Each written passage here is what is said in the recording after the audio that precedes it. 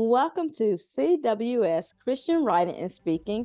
I'm your host, Jackie Wilson, and today's guest says he has enjoyed officiating weddings for his family and friends for over 10 years, and he has plenty of favorite stories to share. He is an ordained minister who found an unlikely path to his calling, and he says along the way, he has learned valuable life lessons that help enrich our faith and prepare us for all that God has in store for us in the journeys ahead. And today we will focus on what it is that you need to know as you start thinking about your wedding day and preparing. What questions may you have? So let's get into it, CWS audience, and welcome to the CWS stage, Mr. Aaron Smith. Welcome, Aaron. Thank you, Jackie. Thank you. It's such a blessing and honor to be with you today. And I'm just so looking forward to this conversation and seeing what God will do, in our conversation. And just hello to everyone who is joining us. And I'm just so delighted to be a part of this conversation today. So thank you for having me. Yeah, absolutely. I think it's so important to talk about these topics because when we think about the wedding, the marriage, we only want to think about all these good things, but we never slow down to think about, oh, should I ask this person about this? Or should I think about this? Or how are we going to do this? And that's what I'm looking forward to with this conversation, just being open and honest about what it is that we're missing and that we need to look for. But before we get into that part, how did you find yourself being an ordained minister who is performing all of these weddings? Thank you for the question. So I said it was an unlikely calling because growing up, I had never dreamed that I would be a preacher, an ordained minister, anything like that. I thank God for my parents. I did grow up in Christian home and they had wonderful influence, but all the way through college and grad school and all that, still did not think that ministry was for me. And so it took God really impressing upon me through friends, through family, through the experiences that I had, and just making it clear, first that was my direction, my path. Even though I was hesitant, even though I didn't think I was qualified enough, as they say, God qualifies the call, doesn't call the qualified. And that was me. I did not have any reason to think I was so smart or so gifted or talented to be in ministry. But along the way, God has shown fruit and really blessed wonderful friendships, wonderful marriages that have come from it. And it really has been, we're going to get to this, but it's been my friends and family, who I officiated weddings for. I'm not the senior pastor of a church, although I serve at a church. I'm not the senior pastor who usually gets the nod when it comes to weddings officiated at that church. So it's been people that I know, word of mouth, and that's been the way that I've found my way to be able to have the greatest honor to be able to shepherd people through their wedding. And I'm sure we'll talk about that process a little more as well, how that works. Yeah, that's amazing to be such a significant part of the beginning of new life for many people. And yeah, I want to know, how is it that you prepare them for the wedding? Because you don't just say, okay, I'll officiate for you. You actually want them to sit down and have some conversations. Thank you. That's such an important question because I do have some guidelines that I go by. I really want the couple to have at least a few sessions with me, at least 3 sessions or 3 meetings that we go through. And I'll get to some of the reasons for that. But we want to get to know each other and we want to get to know who we really are. I want the couple to know who I am. Most importantly, of course, I want them to know who they are. And I want them to know who one another are, if I'm saying that correctly, because oftentimes we have expectations for ourselves, expectations that are placed on us from others, but we want to sort through all that. And we want to know, do you really know who you are marrying? And do you really know who you are? So who you're bringing into this relationship and who you're bringing into marriage. One of the things I tell them right away is marriage is not the same as dating. It doesn't matter how long you've dated. There's something holy, there's something divine about when you are married in the sacrament of marriage to someone that is completely different. And it really is, although you've been with that person, in a relationship. It really is a new day once you get married. So that's what we prepare for. We want them to really be resolved and joyful about who they're marrying. We all have, and I'll be the first one to say, we all have shortcomings. We all have faults and things of those nature, but we still want them to be in a joyful, blessed experience in their marriage. And that's what we prepare for. That's what we have in mind when we are setting out on the course. And through those, when I go through at least 3 sessions or meetings, and it doesn't have to be so rigid. We go to lunch, we'll maybe go do something else fun or whatever double date, whatever they're comfortable with. But we want them to be able to establish some spiritual practices. And we're talking about Christian marriage preparation, thinking about devotional life, thinking about prayer life, thinking about what it means to be connected to a worship, to be a church, connected to a church, to have a pastor, those things that we know, not having a task list, not such thing, but things that we know are proven, things that we know are going to help the marriage and not hurt the marriage or the relationship. Those are just a few things that we'd love to just cover, and it's more about supporting the couple in that. Do you have a pastor? Could I help you find one? Is there something that I can share with you that is going to encourage you in that process? Finding a community that is supporting and loving you as a couple. Those sorts of things. We just want people to feel loved, supported, and seen. No, it's great. My next question is, what are some of the questions that you ask, and what are some of the questions that they're surprised about that you do ask? So one of the things is we get into identity for sure. We want to know how your identity has been formed. Where did it come from? Where did you grow up? What city was it? And some of these things are not always aware, they're not at the front of our mind. They're in our subconscious. They're things that we don't even remember. Growing up, we used to go to this concert or this, we used to have this experience. And that somehow started to form our identity, or we allowed it to. So even though we are, we're talking to believers, even though we're born again, things sometimes shape us and form us that we are not always completely aware of, and we are practicing and living those things out. So we want to talk about identity. How did you get here? What influenced you to choose your spouse to be? And, just even though those things may be, people think they know the reason, or they think they've had that conversation, a lot of times they haven't.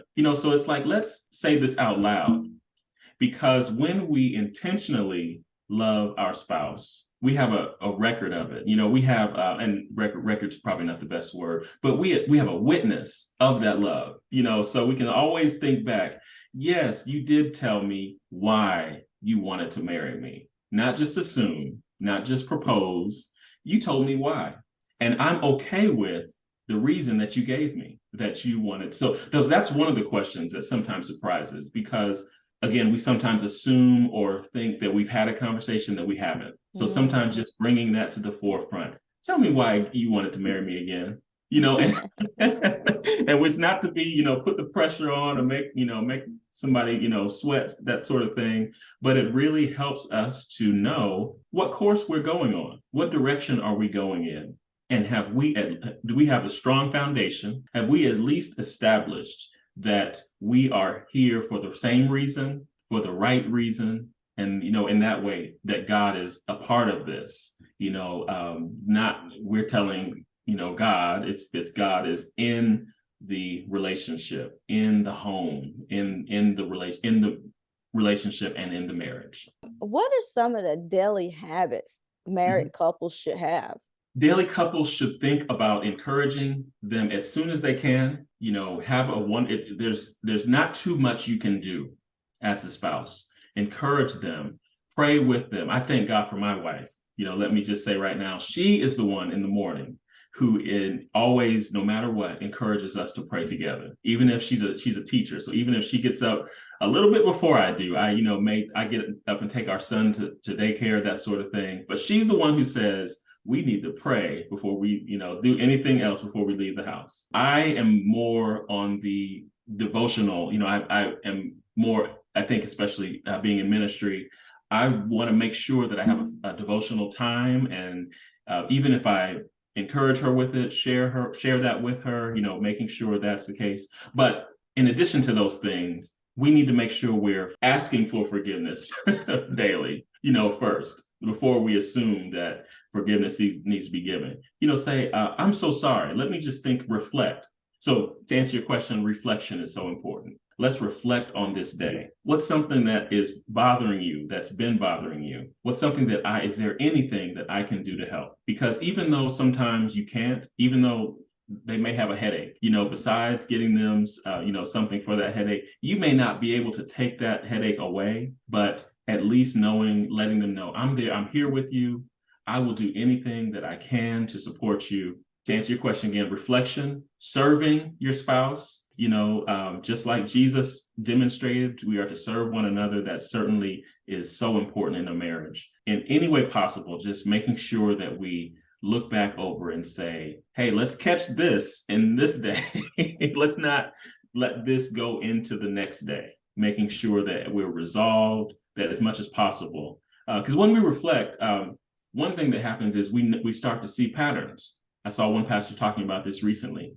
We see patterns and we are able to pray and ask God to resolve that pattern, and say, look, I see this is happening every other week or every other day. What can we do together? How can we pray on this and help our home to be a healthy home and marriage? And one last thing I'll say is we ought not to be apologetic about having a healthy, spirit-filled home. There are so many challenges, so many detractors, so many schemes that are out there that we should not be afraid to say, I want this home to be blessed and kept and supported by God's will, just because that's what God intends for us, and that's what is our inheritance in Him. Yeah, I love it.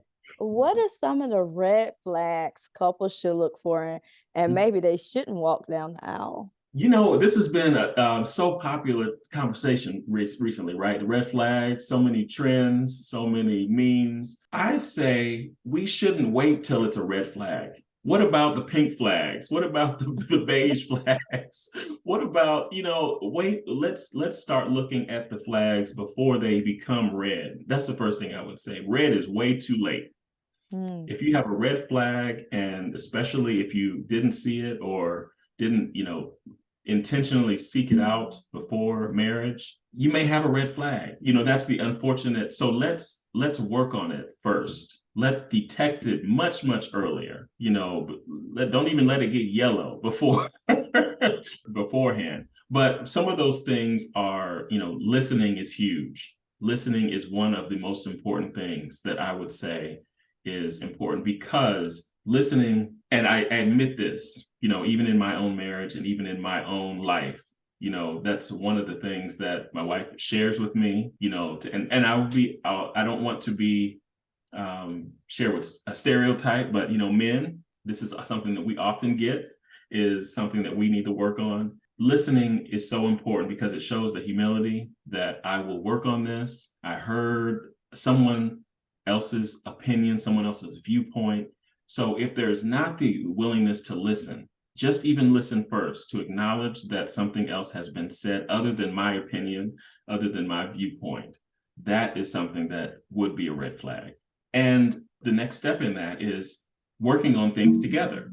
If everything is done apart, if everything is separate, everything is just not a joint effort, then that is a concern, because you want things to be, it is a team. It is most certainly a team that you are on, that you can take all the breaks you need, but you're still on the team. All the challenges you have, you're still on the team.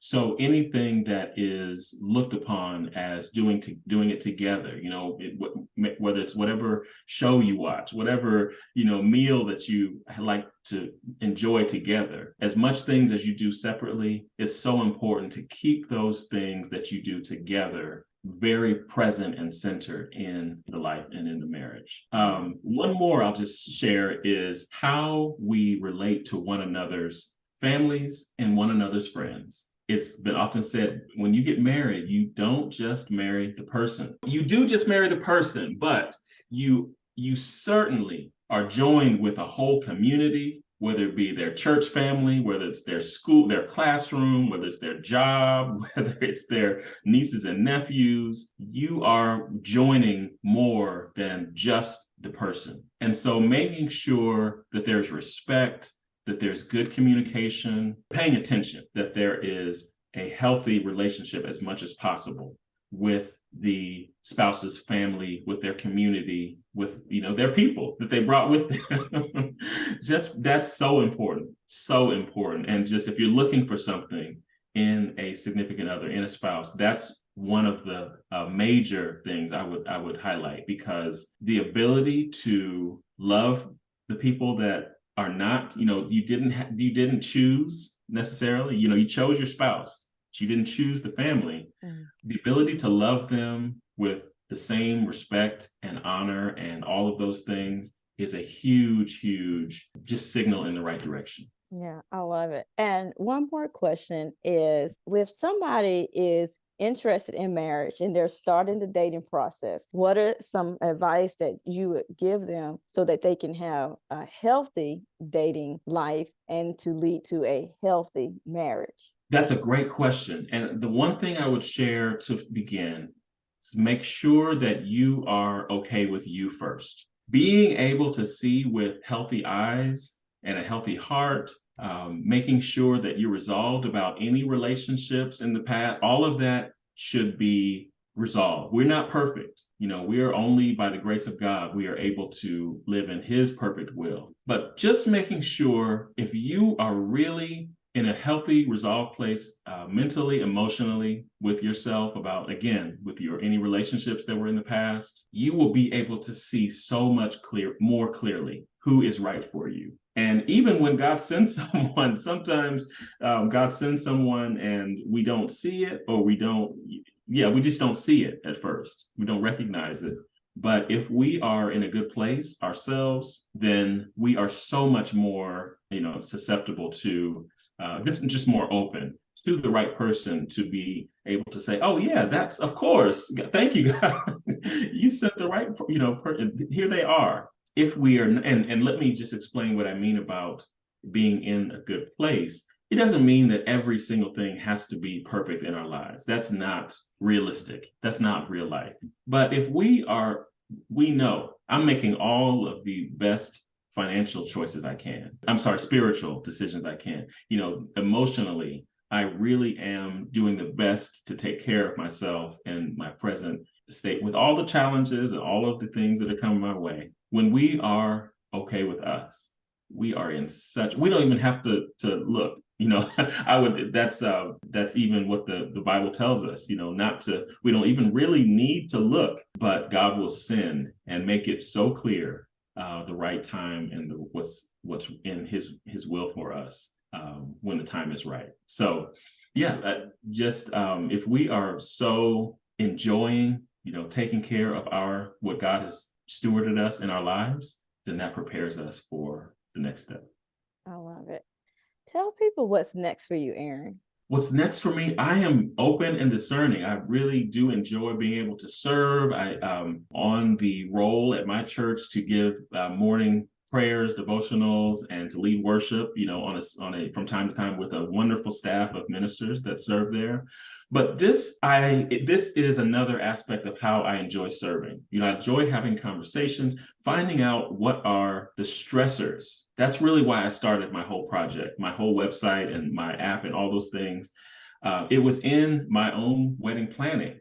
Even after having officiated 9 weddings for my friends and family, I realized if you're in that position, if you are preparing yourself for marriage, there are very particular stresses that can arise that can be very challenging. And if you are prepared, then you are so much better equipped to be able to go through that process. So navigating things that we talked about, navigating families, navigating very specifically what my website and app does is takes care of the wedding party and participating in a wedding, and everyone is just all over the place and can't figure out what the bridesmaids are doing, this day, and what's supposed to wear, and what the groomsmen are doing, and ushers, and all of these different things. That's really what it does, is it takes care of, helps everybody be on the same page, to know where you're supposed to be, what you're supposed to be doing. So that's what my website is, wedistry.com, and the app is of the same name on the App Store, Wedistry for wedding parties. And so that's what it does. It really just helps us to get on the same page, those who have assignments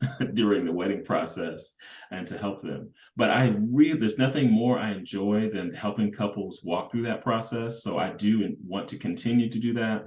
Certainly enjoy continue to preach as well. But really, Jackie, whatever God has for me is what is next. And as far as just walking along that journey with couples is something I immensely enjoy doing. So. And it definitely sounds like you do. You've already given your website address as well as the app address. Do you have any social media?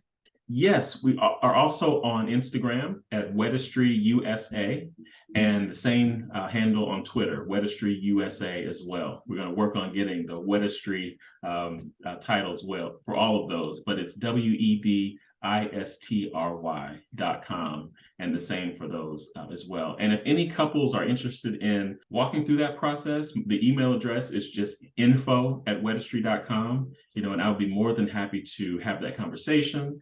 And one of the things I say is, whether it's me or another officiant, I'm so happy just to be involved in even the discerning process, and just to encourage people to be having a joyful experience as they are on the way to be married and prepared to be married. Yeah, absolutely.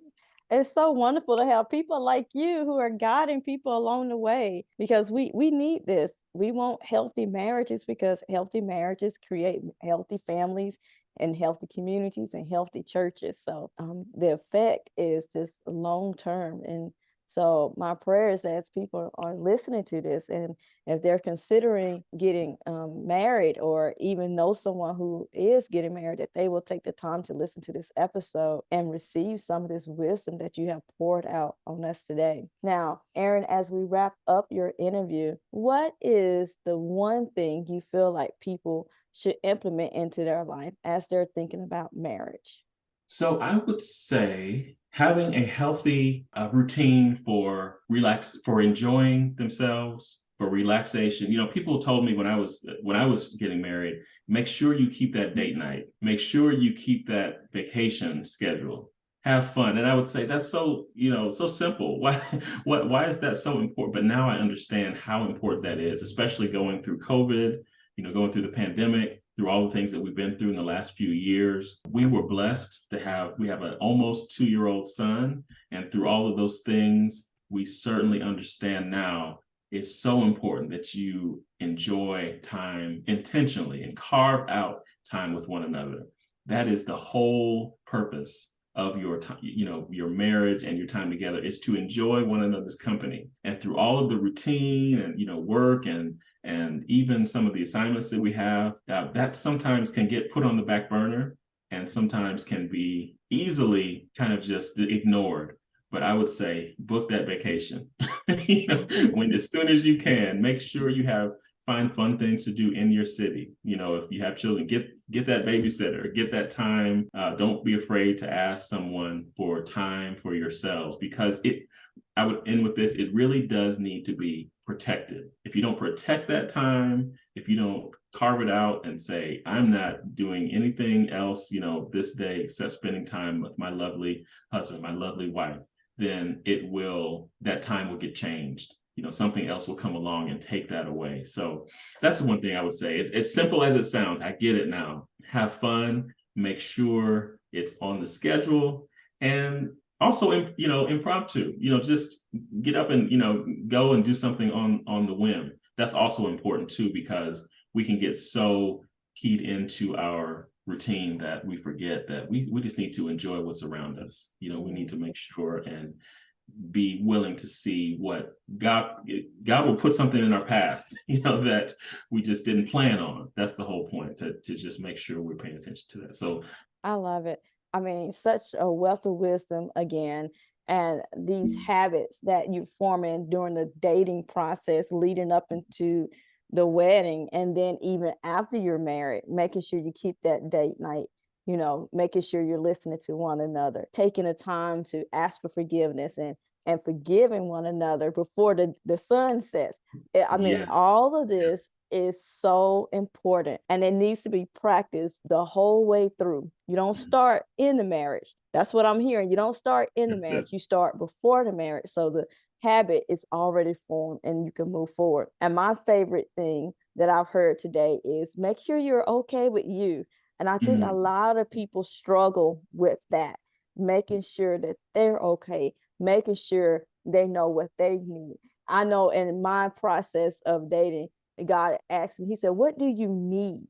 And you Mhm. have to have this honest answer. I mean, He already knows, but you need to be honest with yourself so that you can really receive what God has for you and that you're not missing it when He's sending it your way. So, CWS audience, you have heard it. Make sure you have listened and take and implement this wisdom into your life. It's not too late to start. Even if you've been in that marriage for 5, 10 years, start now so that you can create a healthier marriage, a healthier family, a healthier community, and a healthier church. Thank you so much for listening to today's episode. And until next time, beautiful people, God bless.